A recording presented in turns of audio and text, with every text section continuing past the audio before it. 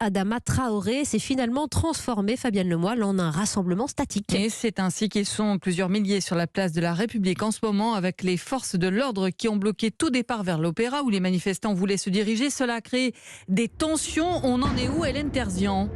Eh bien Fabienne, depuis 14h30, les plusieurs milliers de manifestants continuent d'occuper cette place de la République, puisqu'au moment de s'élancer en direction du quartier de l'Opéra, eh bien les membres du comité Adama Traoré en tête de cortège se sont vus bloquer le passage, et ce, disent-ils, alors que le préfet Didier Lallement leur aurait finalement donné l'autorisation à la mi-journée.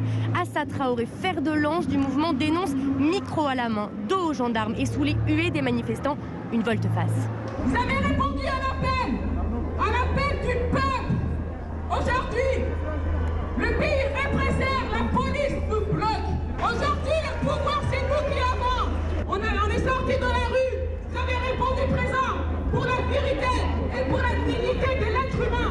Pour justice pour Adama, pour justice pour toutes les victimes. On ne rentrera pas chez nous comme ça.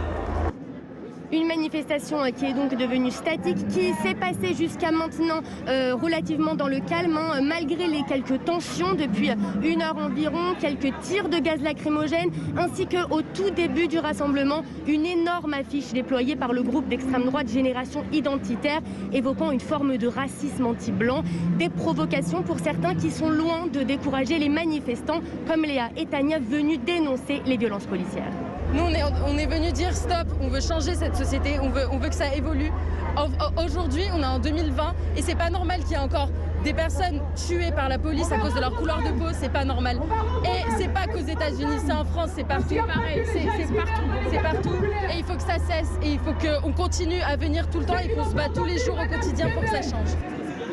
Comme ces deux jeunes militantes, beaucoup évoquent un mouvement antiraciste qui n'est pas prêt de s'essouffler. Une mère de famille me disait même tout à l'heure que s'il fallait rester ici toute la nuit, elle le ferait. Et parmi les personnalités présentes, place de la République, en début de manifestation,